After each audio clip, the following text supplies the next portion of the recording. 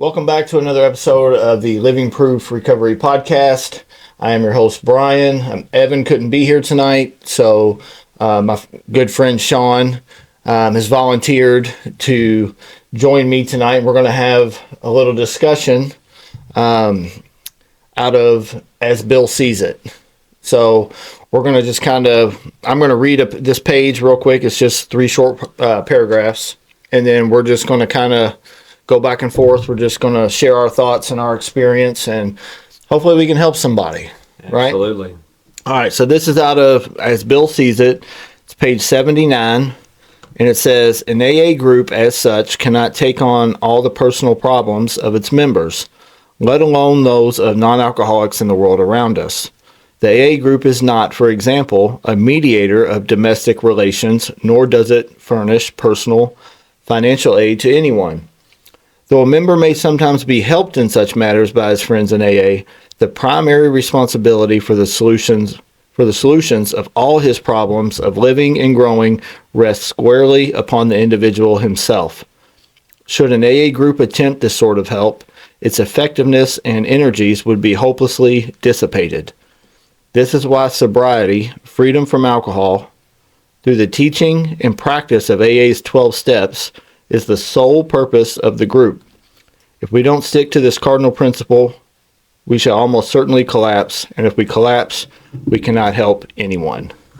So, thoughts. I'll give you your book back. That's a lot to take in, but it's this is Bill Wilson talking, his view, and he clearly states, we're not going to be marriage counselors, divorce attorneys. Our primary purpose is to carry the message, to help another alcoholic, to walk them through the 12 steps, and to keep doing it and pass it on. Mm-hmm. And we can't do that if we're trying to do all these things we're not qualified for. I'm not qualified to be your therapist. I'm not qualified to give you financial assistance on your money, where to prioritize investments. That's not. Go find those professionals. Yeah, like why would think about that? The insanity in that, right? I'm going to come to a room where there's there's 20 people in the room in the meeting, and there's probably collectively 95 marriages between these 20 people, right? Like all these people I've been married 5 times, I've been married 4 times, sure. Right? Or I've been bankrupt 3 times, it's like, and I'm going to come in there and ask for marriage advice, right? Or financial advice, and don't get me wrong, it's not that we, if we have experience with something that we can't share our experience with people, sure. And we can't try to point people in the right direction, but we're not there to fix your problems with those things, right? And that's, when I read this, I don't know, it was like a year and a half ago. I was doing a step study with some sponsees of mine, and I was killing time before they got there, and I was at the Token Club, and I was looking at the book rack, and I was like, As Bill Sees It, and I just opened it up to this page, and I had to take a screenshot of it immediately, because I was like, I love this, because it's very contradictory to what we hear in our meetings about a lot of things, right? Because it says, I'm going to, instead of paraphrasing it, I have it right here. The teaching, what does it say? Through the teaching and practice of AA's 12 steps is the sole purpose of the group, right? So our purpose is to be teachers. It is to teach people the AA program, right? And we were talking a little bit earlier about another reading out of here where it says that it is our responsibility to show the newcomer an adequate presentation of the program. Well, the program is not talking about my day, right? It's not talking about the drama that's going on in my life. That has nothing to do with the program of recovery. Right now, a lot of people will probably hear that and say, well, I'm supposed to talk about my problems. And you are, right? You need to. We need to talk about our problems. That's why I have a sponsor. That's why I have. That's why I show up before the meeting. That's why I stay after the meeting. That's why the fellowship doesn't stop at the door. When the meeting's over, it's not like, well, fellowship's over. No, after the meeting, it's like, hey, man, like I really need to talk to somebody. Let's go get a cup of coffee That's and where let's talk about my that's where drama, that is, yes. because I don't need to bring that into the meeting about whatever it is, right? My fucking weed eater won't fucking start and it's pissing me off. Well, if I don't share about that weed eater, I might drink over that weed eater. Like, no, like I need to utilize my support system. Right. I don't need to treat my AA meeting or our AA meeting as a therapy session. Correct. Because that's not what it is. Now, AA, and I hear this a lot in AA, and it drives me crazy. This is the best therapy. I'm like, it's not therapy. It's therapeutic, but it's not therapy. I should not go into an AA meeting and use it as a therapy session for my own personal needs, right? There, like you said, there are professionals for those kind of things. I need to be in there sharing some hope. I need to be sharing Experience, strength, hope, and a solution. in a solution, right? Because we never, and I've said this on here several times, but we don't know who's in that meeting. You don't know if there's a guy that's giving it one more shot and saying, what do you guys got? And I'm in there talking about how bad my life sucks and how bad I want to Or drink. my car that broke down. Yes. And, Yes. you know, and oh, we've got to rely on only the two other vehicles. Right. Yeah, some first You world know, problems. Right. Yeah. So, Yeah. The new guy doesn't want to hear that, right? Because what he's looking for, and I've experienced this myself, right? Come into a meeting, say, okay, I'm going to try this again. What you guys got? And go in there and it's like, oh, my marriage sucks, or life and sobriety sucks. And, you know, it's just like, dude, I don't want that. You know, why would I keep coming back though? It's like, why, to what? Why am I coming back to listen to you bitch about your day? Like, that's not why I'm here. Like, and I'm going to say it again. We need to talk about those things. Sure. But there's a time and a place to talk about those things. Right. What I need to do, if I might be, my world might be turned upside down and I might be having a shitty day.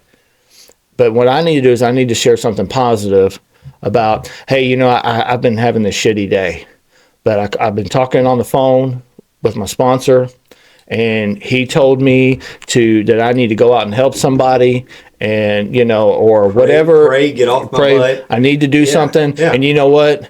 I'm okay. Things are going to be all right. Things are getting better. I'm staying sober through it. Something with some depth and weight to it, not just I'm going to spew it all out on the table so that I can feel better. Yeah. But I will, right? I will feel better by regurgitating, getting all that out. But the poor guy sitting in the back who's going to die if he doesn't hear some solution, he's going to leave and drink. So we have to ask ourselves, who are we here for? Are we here for the person that is too cheap to get a good therapist? Or are we here for the person that's going to die? You know, and that might sound harsh, right? But it's the truth. You know, it's like, where does my right of wanting to share something that I'm going through, where does that overstep the person's right that needs to hear the solution?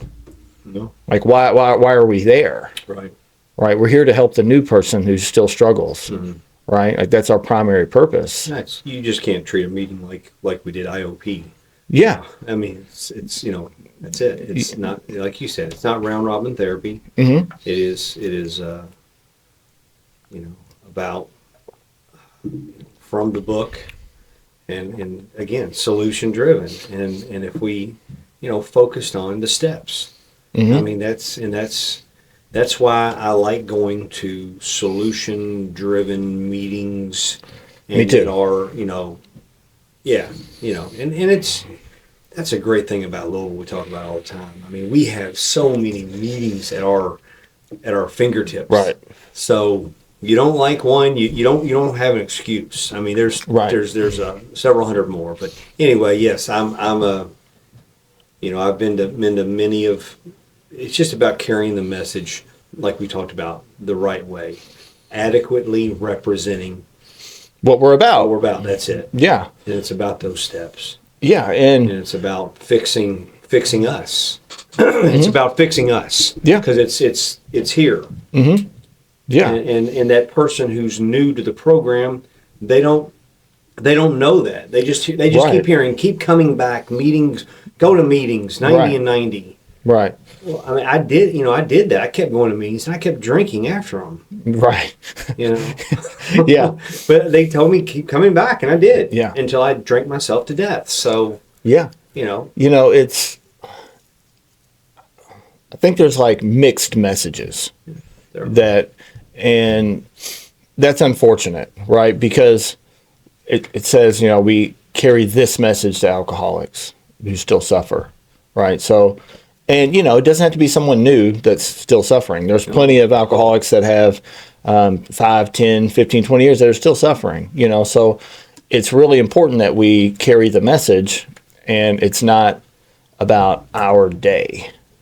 right. Now I'm not saying we can't talk about our day, but we need to have some discernment about how we approach what we're talking about. Right, Like you said, there needs to be some kind of solution to it, and not just bringing our problems. Right. You got to give solution and again hope to that newcomer. Yes. You got to. There's got to be something they identify first of all. Yeah. That identification is so important. I didn't really realize that early on. In fact, I didn't realize that in my first couple of years, to be honest with you.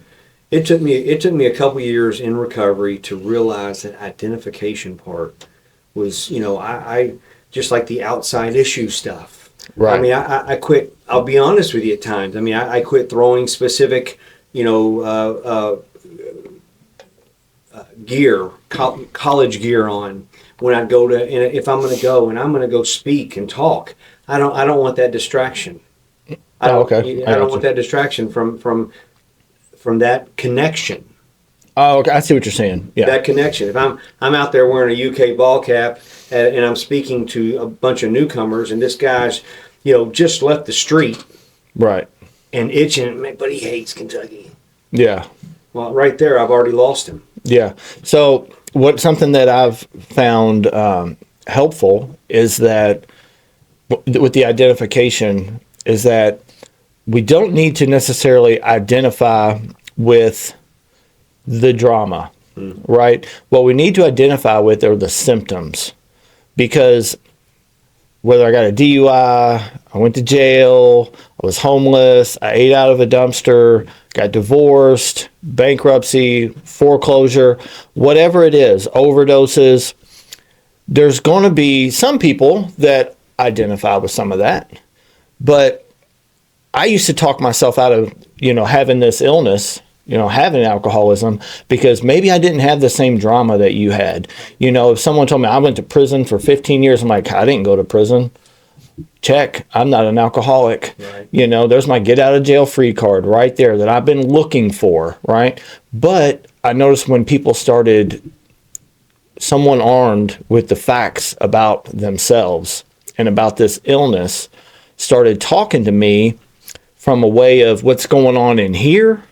I was like, oh yeah, I identify with all that. Yeah, like I feel like a stranger everywhere I go. I feel less than. I have no self-esteem. I'm anxious. I'm depressed. I'm irritable. Right. Like nothing's good enough. I'm a victim. Like all of these things. Like, and I was like, man, check. I was like, God, I got all of those. And everybody that I talked to about those things, they were like, yeah, I got this, and I was like, man, I have that too. Like, we all have the same symptoms. If we're the real deal, right? If we're really an alcoholic, Right. if we have alcoholism, right? We have the same symptoms, right? So it didn't matter about how much you drink, because you might say, yeah, man, I was drinking half a gallon of whiskey and 24 beers a day. And I was like, well, I wasn't doing that much. So therefore, not an alcoholic, right? And all I've done by trying to tell all the war stories or the drama is I've separated myself from you, right? That's all I've done. And early I'm on, trying. it's funny you say that because early on, I caught myself doing that. I have too. And it's like, I'm guilty. Yeah, I Oh, have too, because yeah. we're a product of what we're taught, or not, or what we see. What we see. Right? Because I would go in meetings and I would hear people do this. So I'm like, well, that's what I'm supposed to do. Right. I'm supposed to tell you about how bad it was, right? But you already know how bad it was because you're here. Right? Yeah, You yeah. wouldn't If it be was here. good, you wouldn't be Yeah, you here. wouldn't No. be here, right? Now, don't like. There's a place for those things. A 12-step call is a great place for those things, right? That's where we're supposed to use our story. Like, hey, I've been where you've been. You know, like I've done the same shit as you. I used to drink like you. Like, there's places for that. Or if we're telling our story, that's a good time for those things, right? But when we're just trying to identify, it's like, hey man, what's going on in here? What, you know, Right. I understand what happens when you drink. What happens when you don't? How you feel when you don't? You know, it's like, I hate myself. Hate Oh, myself. me Yeah, too. yeah. Welcome. You're welcome. You know, you're in the right place, you know. But yeah, Crawling in your own skin. dude, it's Oh, awful. yeah, Like, yeah. yeah, man. So, I mean, that's an adequate presentation of what alcoholism is, right? Is a good way to, like a, I don't know, like a diagnostic way to diagnose, Yeah. right? Would be like, what happens when you, like, if we're talking to a newcomer, right? Say we're at a meeting's over, and the guy talked about I'm new, I need help, you know, and a good way to help him diagnose himself is like, okay, hey man, like, let's break this down a little bit. You know, like, what happens when you drink? Do you lose control? Right. Do you lose control? Sometimes it's like, okay. So if you lose it sometimes, that means, can you tell me when you're going to lose it? Well, no. Then that means that you don't have control, right? It means you've lost control, right? Even though you might be able to sometimes, you don't have control because you don't know when you're going to have control and when you're not. So, you know, once you drink, you know, there are times when you have too many, you know, even though you don't want to, or you got somewhere you got to be, or you got to, Right. yeah. Oh, okay, cool. Have you ever told anybody that you don't want to do this anymore? Well, yeah, 100 times. Did you go back and do it again? Yeah. Okay, well, you know, maybe you can't stay away from the first one. Maybe there's something wrong with your mind. Maybe you're a little insane around this, right? When you don't drink, how do you feel? And they're like, oh man, I'm irritable. You know, You won't hear any of them say, I feel great. man, I mean, just yeah. like I'm just perfect. Like, you know, I wish I could bottle this feeling. You know, no, it's like, man, I feel worse. They may have some good days here and there. Yeah, you know, yeah, like, but- because your outside world gets better when you stop drinking, but the inside gets worse. Like, I got worse every time I stopped. I just, unfortunately, until I came into our program, I did not know all the things and the stuff I had bottled and stuffed down inside of me. Had no idea. I really, when I laid it all out and really looked, you know, I was like, wow, I guess I just had no idea. I thought, and I'm talking about a kid who, you know, I played with church and I played with therapists here and there, and over the years as a young, you know, teenager, and I just never had any idea that all those things that I kept inside of me were part of this disease, and also that I thought differently, that I was wired a little differently. Come on, somebody, say that again. Say that again. It's just crazy. So, all the things you had inside of you were part of this disease. That's perfect, right? Because that's so true, right? Like, there's nothing I don't know if I've ever heard anything as true as that, right? Because this thing starts on the inside, you know, and a lot of times what we do is counterintuitive, right? To treat it a lot of times Well, when we're treating it incorrectly. Yes, I fed it incorrectly, and I fed my disease from, now that I see it, in early childhood. I really did. So, and what I mean by that is, like, one way that we treat it incorrectly is it's an internal thing. So what I want to do is I want to fix everything external right? If I get a better job, if I make more money, if I get a better wife, get a prettier wife, if I could just lose this wife, you know, if I could just, God, if I just hang around different people, you know, if I could just do this, if I could just do that, if I could make this move here, if I could make this move over here, and I'm trying to orchestrate all this stuff out here, and I'm neglecting what the real problem is because it's inside. Yeah, it's never and I'm not looking, it's, the answer is right here all along, and I'm looking everywhere but here for it.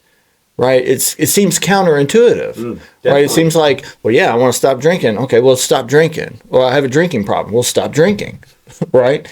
It's simple, right? It's simple enough. Sure. You know, it makes sense, but it doesn't work. It doesn't work for the alcoholic because, like I said earlier, once I sit it down, then this starts going. Everything inside starts going, you're a worthless piece of crap. You'll never succeed. You suck. Everybody hates you. Look at those people over there laughing. They're laughing at you, man. Was your fly open? You got a booger in your nose or something? Like they're laughing at you. Yeah. You don't belong That's funny here. You say that because I remember really thinking that people really were judging me continuously. Oh yeah. And they didn't. They're like, who are you? Yeah, they We didn't know you were here. Right. But yeah, unless I was acting a fool. Yeah. You know, yeah, but that's funny. Well, think about it. Like we have that same fear or that same thought process when we walk into an AA meeting. Mm-hmm. A lot of us do. I can't sit here and speak for everyone, sure. But a lot of us, when we first walk into an AA meeting, there's a level of shame. There's this fear of being judged. Sure. Even though everyone in there are alcoholic. They walk through that. They're at the same place that you're going. You know, I had one of my sponsees, Jeremy, one time he told me, he was like, I'm afraid to go to meetings because what if I run into somebody I know? I was just like, do you hear the irony in this? Yeah. Like, it's like... See, I loved it. He's like, what if they judge me? I'm like, dude, they're there. You know, like they're not there just for a good time. Right. No one goes to an AA meeting because that's not an alcoholic because they're looking for a good time. Or like, I want to go to an AA meeting. Now, you want to go to a movie? No, let's go to an AA meeting. Right. No one does that. Not in the beginning, sure. No one does that. Yeah, no. Yeah. No, I mean, no one does it that's not one of us, is what I'm saying. Oh, yeah. Like, yeah. no one would. No, It's I'm funny. not taking a date to an AA it's meeting. Hilarious, yeah. No. You know, it's just the way we think, though. It's like, I mean, it's all internal. All of this stuff is internal. You know, it's can things exacerbate it that are external? Absolutely. And that's where you talk about feeding externally. Well, that's where we looked at drugs, alcohol, you know, opposite sex, same sex. Because it treats, we the whole time we thought we were fixing our problem. But we were, I mean, you know, me personally, and when I even thought I was going back to the therapy, when I thought I was BSing whoever I was talking to 100% of the time. Oh, I don't think I was ever real with anyone. They never got a fair shake from me. No. It's like I'm gonna figure out how to manipulate this person. Yeah. That's, you know, in a way to where I'm going to tell them some half truths. Some folks bought it and some didn't. Yeah. Yeah, I'm going to tell you some half truths. I'm going to give you a little nugget. Yeah. You know, but I'm not going to give you all of it because then I might have to change. You know, and I don't want to change. No. I do, but I don't. You know, I'm too scared to change. I want to change to fit in wherever I need to be. Yeah, I want to change on my terms. On my terms. That's it. Yeah. Yeah, I need to change tonight to do this, then cool. Yeah. I need to change this to do back. Okay, cool. To get what I need, cool. Yeah. Yeah. So, can I see that real quick? Can I see that book? Because trying to read this on my phone is too tough. What were some of the... I know I gave you a couple of pages that we were... I got him dog-eared there at the corner. Oh, nice. 88 maybe, 79. Okay, check this out. So on 88, it says, as we continue to make these choices and so move toward these high aspirations, our sanity returns and the compulsion to drink vanishes, right? So I want to address that because that's important, right? Because if we're giving an adequate presentation of the program, it's important that we understand what it means to recover, right? And we talk about that a lot on this podcast. Is like, we need to get to that state where we have recovered, where that thought, that obsession is removed, right? So, and it tells us in the forward in the big book, it tells us precisely, it says precisely how we have recovered. That's what the book is about, right? So when you walk into an AA meeting, every AA meeting I've ever been to, there's two things on the wall. There's the steps and there's the traditions. Most places, right? Most places have that on the wall. If they're not on the wall, they at least read them, right? So, but as a newcomer, I come in and I look at the steps and I think, well, that's the program, and it's part of the program, right? It talks about it. I think it's the forward to the third edition that the steps are a summary of the program, right? They're an abbreviation, right? Someone hung them up there, but they didn't hang the directions with them, right? So we need the book so that we know precisely what to do, right? How to get from A to B, right? How do we get from problem to solution? How do we get from obsessing to recovered, right? We need instructions. Yeah. See, this goes back to my sponsor, Jim Richardson, always telling me when he went to school and he didn't show up to class with his book, they sent him out. Right. That's why I've always carried my book. I do too. Yeah. To our meetings, because it is our textbook. Yeah. It's a point of reference. So yes. Yeah. So if what I was trying to get to is like, so I want to get to a place where I've been restored to sanity, right? But what confuses people a lot of times when we talk about being recovered and the problem has been removed is they think that we mean that we're cured of our alcoholism, right? And we're not. And the reason why is part of the identification process is because I will always have the physical allergy to alcohol, right? So that is why I am not cured of alcoholism. That's not going away, right? If you have that and you've diagnosed yourself as an alcoholic, who's someone who has lost control when they start, then that's not going away. There's no pill you can take. There's no amount of therapy you can do. It can't be treated. That part cannot be treated. Right. So that's not going away. Right. Abstinence is it. Right. So I'm not cured of alcoholism. Right. But what I do have a reprieve. So it's kind of like, and I'm going to put some personal stuff out there for you. Right. You've survived cancer. Right. You can get cancer again. Absolutely. Just like I can get sick again. Right. I'm not currently sick. I'm not struggling with this mental obsession, right? Because I've recovered. Now, if I stop doing things that I need to do, I can get sick again. And for example, I was at the gym last night and I'm in the locker room. I'm getting ready to leave. I'm changing and I look down and there's 4 Lortabs on the floor. Right by my feet. And I was like, I know what those are. Like, I spotted. I was like, I know exactly what those are.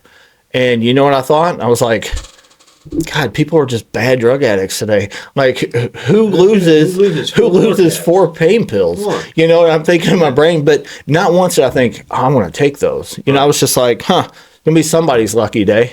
You know, and I got up and I left, you know, and I was just like, whatever. And that was the end of it. You know, 5 years ago, if I would have saw those on the floor, I would have said, man, I just hit the lottery. You know, like I don't know what's in these, if they're pressed, if they're fake, whatever, but I'm taking them.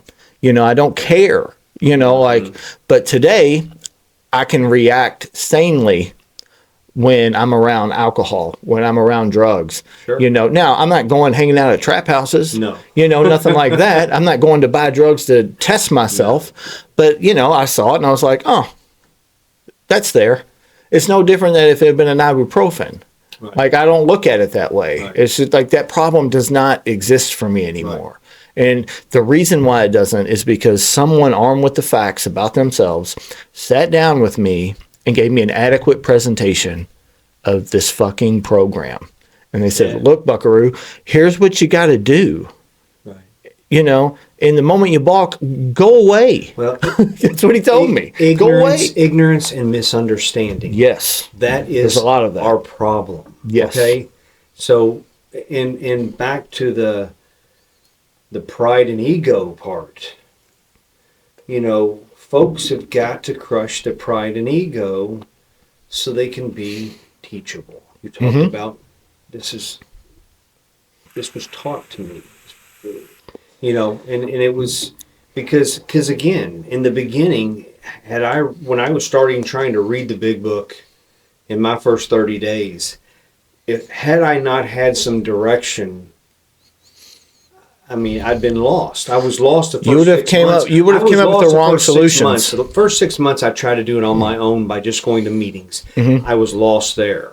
Right. And then finally, you know, when I found someone who sat down with me after I had finally surrendered, Mm-hmm.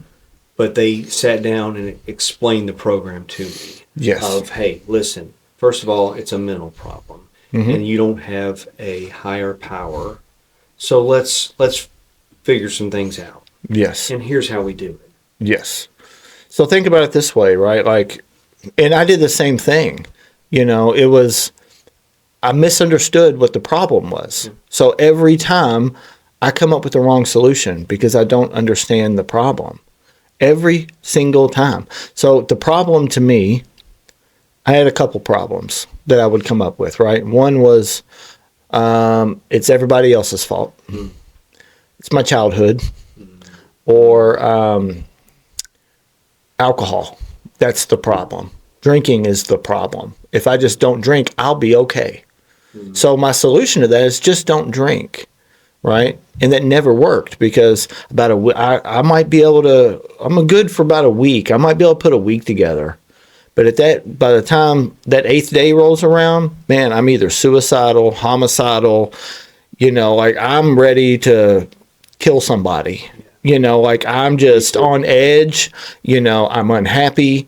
I hate myself. I hate life. I don't know that I ever made it that far. You know, and most of the time I didn't, but there were times where I could string together maybe a week or so, and I'd be like, "This sucks, man. If this is what sobriety is, I don't want this." But that's not sobriety. You know, that's hell on earth. Is what that is. That's untreated alcoholism. Right. Is what that is. Right. And so that was the solutions that I would come up with, and they make sense. Right? If you're drinking too much, stop fucking drinking. That makes sense to me, right? Sure. But you know, a lot of the things that we do don't make sense. You're You not know, looking at why are you drinking? yeah, and right. And what you said is like, I'm never going to come up with that solution of, man, it's me.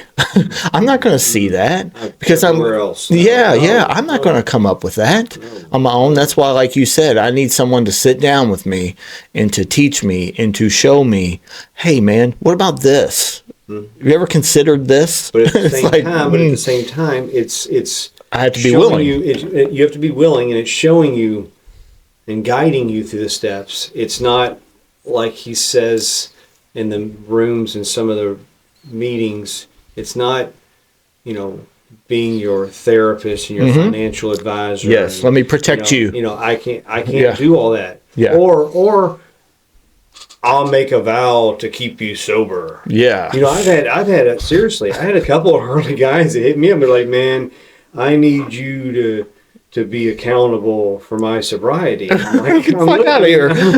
I go, huh? This started off great, but it's ending bad, It's buddy. gone. I'm like, I'm done. Anyway, but yeah. Yeah, but that happens. And I mean, it's not uncommon for that to happen because it's happened to me too. And it's like, you want me to do what? It's like, no, man, this is your deal. I'm here to help, but this is, like it said in that, I don't think I read all the way to it, but it's, I'll break my neck to help you. Yes. Right. Yes. But I'm not going to do more than what you're doing. I can't want this more than you, because if that's at that point, then I'm doing it for you. Yes. And all I'm doing is hurting you if I'm doing it for you. This thing has to come, it's an internal problem, and it has to come from within. That's where the desperation has to come from.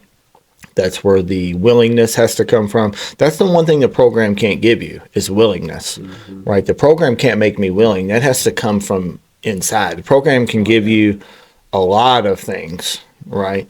It can give you love. It can give you some compassion. It can give you some knowledge. It can give you a lot of different things, but it can't give you the willingness to get up off your ass and, take a look in the mirror into yourself Every and day. do something. To do that every day. Yeah, you got to be willing. I mean, that's the thing is, it's not there's no switch that goes, well, I'm going to decide to be accountable now or for tonight or tomorrow. I mean, no. Yeah. No, Yeah. you have to be real and honest with yourself and with others. So let me ask you a question. So when you were out running, right, when you were out using, drinking, was alcoholism and addiction, was that a way of life for you? Was it a lifestyle? Was it a way of life in the madness? Yeah. Yeah, I mean, it has to be, right? Like, because it It was. consumes everything you It do, was. right? It And some of the becomes your people- It identity. was kind of weird because some of the people around me knew. Mm-hmm. And honestly, some of them called me out on it, and some of them kind of just shoved it under the rug and accepted it. And So if it's a way of life, wouldn't it make sense that recovery has to be a way of life? sure, Yeah. So it's like there's no free rides. It's not like I want to be sober, so I'm just well, going to be it's back to sober. the half measures avail. It's nothing. Yeah. I mean, Yeah, it's a way of life. We got to do this every day, Right. and that may sound like a grind, to people. Like, man, I don't know if I want to do all that. And it's like, but it's not. It's really not. If you get through the work, you come out the other side a changed person, whether you want to change or not. It happens, yeah. right? It's just cause and effect. Over years, you have less amends to make. Yes, it's cause and effect. It's just Yeah. you do this, this happens. If I'm trying to think of an You example, harm but less people. yeah, Less harm comes to you. I promise you. yes, what you put out in the world is what comes. You put it on the Yes. wheel of life and you spin it. It comes back around, People whether think it's that's good a or bunch of bad. BS, and it's not. No, it's not. No. I don't think it is. I believe in it. know I've it- seen I it know too it's many not. times. Yeah, I know I've it's seen not. it. So it's like, oh, you're telling me that I don't have a lot of money right now. You're telling me I should put $1 in the basket and I don't have a lot of money? Yeah, I am. No. Because, that will come back to you. Eventually, it's going to come back to you. You put good out there, good comes back. And you put shit out there, shit comes back. If you're a changed person, like you said, you have less amends to make. And what does that mean? That means you walk around with less guilt. It means you walk around with less shame, less remorse. You don't walk around with this dark cloud.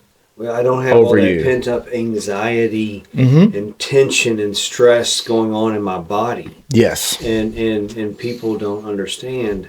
You get this mind, the mind and the heart right. You get them in check, man, you can do miracles. Yes. So that's a great point, right? Because it's hard to get things from our head to our heart, right? And so it's not a knowledge thing. Now, knowledge is good, right? It's good to have information. It's good to know things. It's good to, but I've met a lot of guys that can look at that big book, and recite it line for line, page for page through the whole book for you, and they can't stay sober, because you can be too smart, and sometimes it's not an asset to be somewhat bright. Scholars have really struggled Yes, with our program. yes, and because they try to intellectualize everything, and everything is up here in their head, but it never gets here to their heart. And once you can get it from here to here, and that's where a lot of that identification is important. We need to be identifying these people when they come in, like help them make an identification, Right. qualify them, Sure. so that they know that they're in the right room. Right. You know, I mean, some guy might find out he's not really an alcoholic. You know, Well, it's funny you say that. I've seen a few over the years that's happened to me. yeah, Yeah. yeah, you know, and that's important. You know, because if you've got someone in the room who's not an alcoholic, and say they're there for 15 years, and now they're looked at as an old timer, and they never had to work the steps to have a spiritual awakening. Their life didn't depend on a higher power. All they had to do was just put the plug in the jug and just not drink anymore. What do you think they're telling newcomers? Hey man, here's what I did. I just went to a bunch of meetings and I didn't drink. It's like, oh, okay. Well, he's been sober 15 years. He's got to know what he's talking about. Yeah. So that's what I'm going to do. And I'm not saying that person's not welcome in our meetings, because they are. Absolutely, they're welcome. But we just have to be That's careful just not the adequate way. who we listen to. Yes. You know, Yes. but as a newcomer, we don't know. We don't. know who to listen to, and that's where it goes back to, we need to be in our meetings given an adequate presentation of what the program is, so that people can actually get the information, so that they can come up with a diagnosis for themselves. Right. Because it doesn't do any good for me to diagnose you, Right. right? Because if you're in these rooms, they've been diagnosing you for years already. Yes. So, yeah. Exactly. Yeah. And, you know, it's kind of like, I think what I used to refer to it as is like the drip method. You know, is repetition is important in early recovery. Not only early recovery, but just in recovery. You know, because I need to hear things. I need to hear, and a lot of times I need to hear the same thing. And a lot of times on this podcast, we talk about a lot of the same things. And one of the things that we talk about that we really preach and harp on is the importance of action. Mm-hmm. Like, fuck how you feel. You know, just go, man. Like, Right. just do. Right. Just do. Just go do. You know, and take the action. And, you know, like, keep the repetition going. Like, keep things up, because eventually what happens is that drip, that slow drip of, I've heard this, I've heard this, I've heard this, or And I've that's how done you this, start I've done reacting this, each time. I've Yes. done this, and it goes from here to here. and- Eventually, then you're good. You know, you're not good, but like you're like, I'm in a good place right now. You Right. know, and then you can maintain that. It's much easier to maintain things from a healthy place than it is from an unhealthy place. I'm sure you would agree with that, right? You know, it's Absolutely. very hard to maintain a chaotic life. Yeah. You know, but if you remove all the chaos, and I was thinking about something the other day. I was talking to my daughter, and you know, something that, a question in treatment that always stumped me, or in therapy, I always got asked the same question. It always stumped me. They would always ask, "Who are you?" Right, and I would be like, "Fuck, man! Like, who you want me to be?" You know, like that was my first inclination, was like, who would you like me to be? Because that's what I'll say, you know. And I didn't know, you know. And I used to always tell my kids, like, you need to find out who you are, right? Because I never knew who I was. And like, you need to find out who you are. But how does one do that, right? And I think the easiest way to find out who you are authentically is to find out who you're not. Right? And then by sheer mathematics, you eliminate all the things that you're not, you get closer to who you are. Mm. Does that make sense? Sure. Right? Instead of just trying to intellectualize, Whole well, who am process I? of elimination. Yeah, it's like, yeah. I'm not this. Okay, so I know I'm not that. I'm not a liar. Right. I'm not a thief. Yeah, Exactly. I'm going, it just goes on. Yeah. Yeah. Now, I may have been those things, Right. But I'm not today. but I'm not today. And that's a really cool thing. And that's also based on my spiritual condition today. Yes. And then I'll go to bed, do my thing, have my talk, wake up tomorrow. It's a new day. Yeah. But I've got to treat my disease. Mm-hmm. And I got to look at it as a new day. But like you said, we've had that obsession removed to where we don't think about not drinking and drugging. Mm-hmm. Right. So, and that's where we want to help others get to. Yeah. So, question: How does Sean treat his disease on a daily basis? On a daily basis, Sean, as you know, with me, prayer is huge in my life. Mm-hmm. So I'm not one of those guys that, that's it, man. I stay connected with God 24/7. I have now realized that He's with me, and I've always said, He was always with me. I'm the one that left Him, and I realize that in things that I've gone through in life, Mm-hmm. of the grief and the loss, losing my wife, losing my son at, she was 41, he was 27, both to this disease. Mm-hmm. And then the cancer bout, and losing my father, almost losing my father.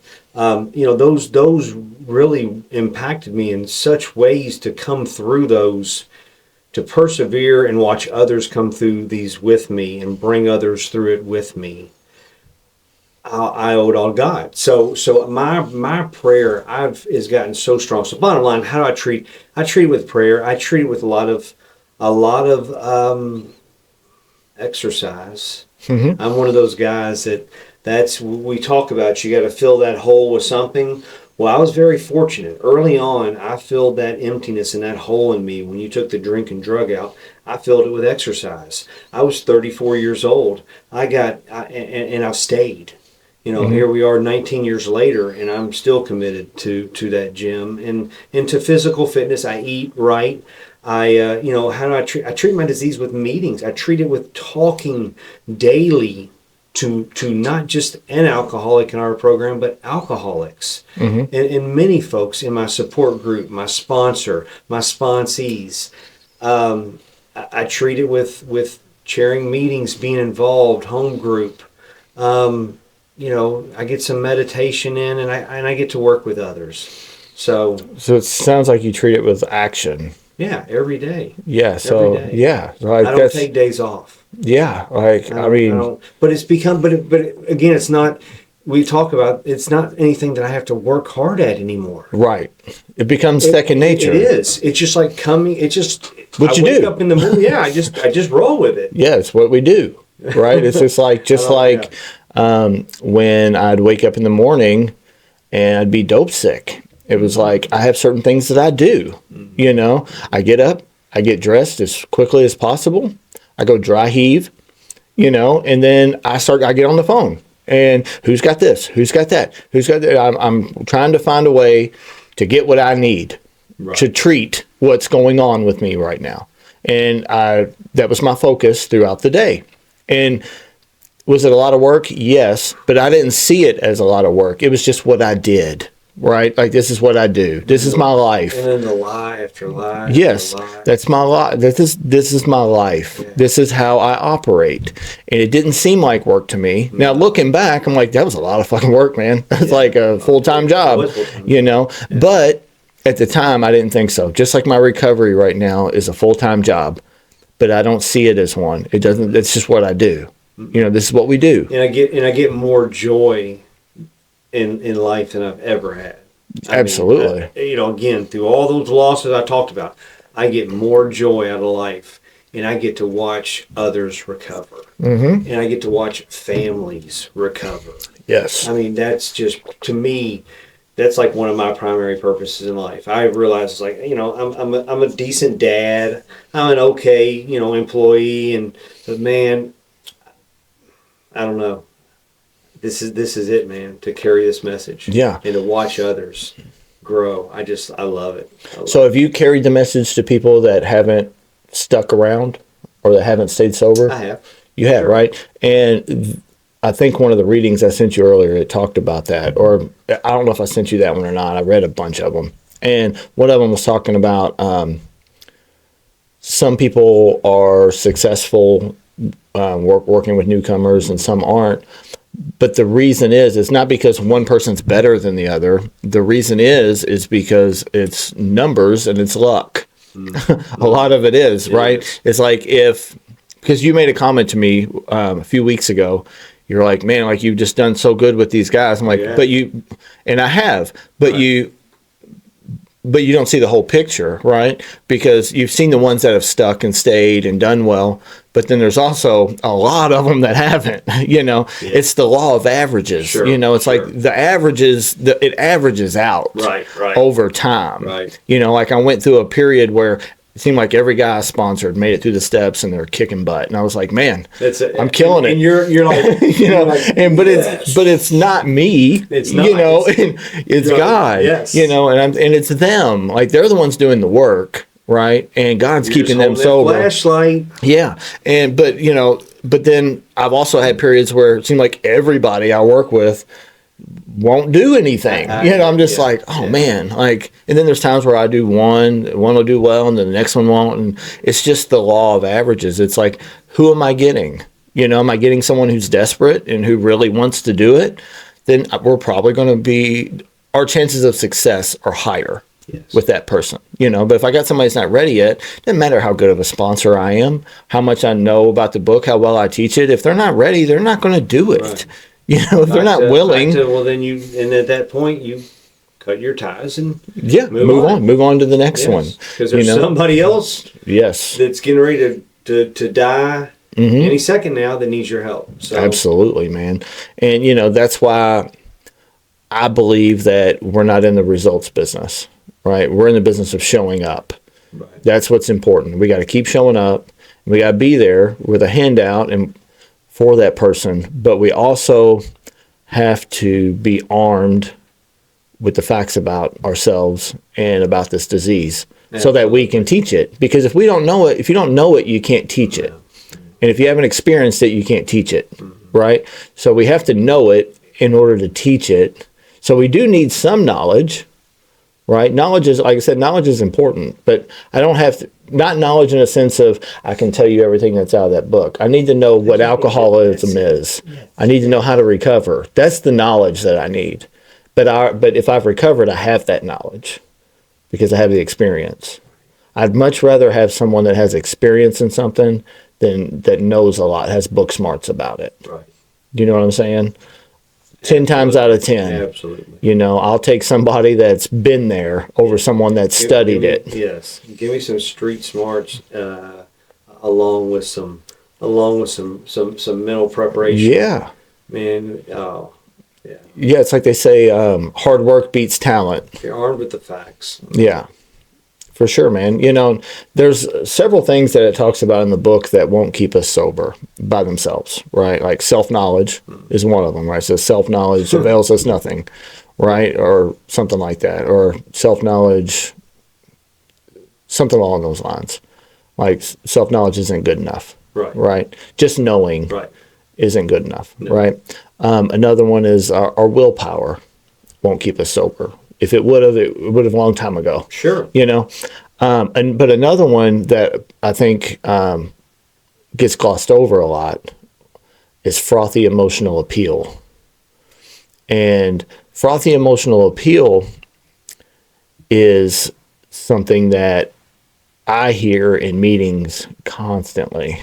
And I'm like, man, and it comes from a good place. Let me say that first. It comes from a good place and it makes sense, right? Like, man, before you go take that drink, think about your daughter. Think about your wife. Think about your job. That's all frothy emotional appeal. That's all things that can't keep me sober, right? If my daughter could have kept me sober, I would have been sober years ago, right? Sure. Or you got this. That's another one. You got this, man. It's like, no, he don't. No, he doesn't, right? Because when someone used to tell me, you got this, you know what my first thought was? Damn right I do. And me. Yes, me. Me, not we. Yeah. Not we. I'm good. Not him. Yeah. Not we. Me. I've got it. Right. I can do this by myself. Now, the person saying that might not be what they mean. No, not at all. Like I said, it's well-meaning, right? Someone saying that is like, hey, you can. They're saying, we can do this, right? That's what they're saying. Right. But as someone new, that's not what we're hearing. Yeah. Sometimes someone might hear the correct thing. But no, I get it. But you know what I'm saying? Sure. Like that frothy emotional appeal Yeah. is dangerous because it's It like, can well, be just very think dangerous. about it, man. Yeah. Just think about the consequences. It's Right. like I've always knew there Yeah, there it's were like, consequences. Well, I thought about that before I got in my car and Yeah. drove drunk every time I did it. Yeah, Still did it. right? So that's frothy emotional appeal. Is think about No, I'm what's with you. think about the consequences, and it's like we want you to think about the consequences, but you have to understand that we're dealing with alcoholic insanity. So none of that's really. There's going to come a day and time where that doesn't compute. Right. You know, where it says in the book, right, we have no mental defense, no effective mental defense against the first drink. Right. It says we're not going to remember the pain and the suffering from a week or a month ago, right? So if I'm not going to remember my own, I'm sure as hell not going to remember yours. You know, when you're telling me you don't want to be like me, do you? And it's like, you know, I have never been close to taking a drink and thought, you know, I was at a meeting like 6 months ago, and that guy was telling me about how he ate out of a dumpster. I don't want to eat out of a dumpster, so I'm not going to drink. You know, it's never happened. It's never happened. You know, and I'm not saying those things to be a dick. You know, Sure. like because those people mean well. Like, I get it. Yeah. Like, I understand where they're coming from. Yeah. Like, what they're saying makes rational sense. But we're Sure. dealing with irrational people. Right. So, like, sometimes, like, that's the issue. It's not necessarily what you're saying; it's who you're saying it Well, to. again, you're talking to people with freaking mental problems. Yes. I mean, that's. Yes. I mean, Yeah. Yeah, exactly. I mean, yeah, we were in a hopeless state of mind. Yeah. I mean, so. Yeah, and you know, hope doesn't really matter until you're hopeless. Yeah. You know, it really doesn't matter until you're hopeless. But once you're hopeless, you know, someone sharing just a little bit of hope in a meeting can go a really long way. Oh yeah. You know, whether it helps the person that day, or if it plants a seed for 3 weeks later, or whatever. Those are the things that I've always remembered from meetings, whether I went back out or not, or if it was an early sobriety this time, was when people said some things that had depth and weight to them. Sure. And I was like, I can sink my teeth into that. Like, okay, yes, I've been there. Like, yes, what he's saying makes sense to me, you know. But I don't remember anyone's crazy stories or their drama, or Right. none of that ever resonated with Right. me. I'm with You you. know, Yeah. like it might be a cool story, like Sure. you know, but or I might laugh at it or something, you know, but it just never moved the needle Right. for me like someone sharing some hope does. Oh yeah. You know, like Or again, I'm that guy. I love perseverance. yes, So I want to hear that you went through some real crap, but I want to hear how bright and how beautiful it is on the other side. yes, That's what I want to hear, because Yeah. I can share with you how it is. yeah, So I just, those are the stories I love, and I'm drawn to people who've been through some shit. yeah. That's it. Well, because we have, yeah, that's it. you know, That's it. Yeah, and we've persevered. that's right. You know, and that's a beautiful thing, you know, is that to see somebody come in, just beat the shit, you know, and you're like, man, this guy's no chance, you know, and then 3 months later you see him, you're like, man, that's a different man. Like, he is a different man. He carries himself different. He talks different. I love seeing people His change motives like are that. different. Yeah. Like, the look in his eyes is different. He's just different. He, like, all over, you know, he's not the same person anymore. And that's just a fantastic thing beautiful. to see. It really is, man. Like, that, you talk about a high, man. That's a high. Yeah. I mean, today I have empathy and sympathy and just things that, again, but I don't react and do things based on my emotions. Yes. Today, I'm logical. I'm logical. I put action behind thought. I'm behind prayer and everything I do.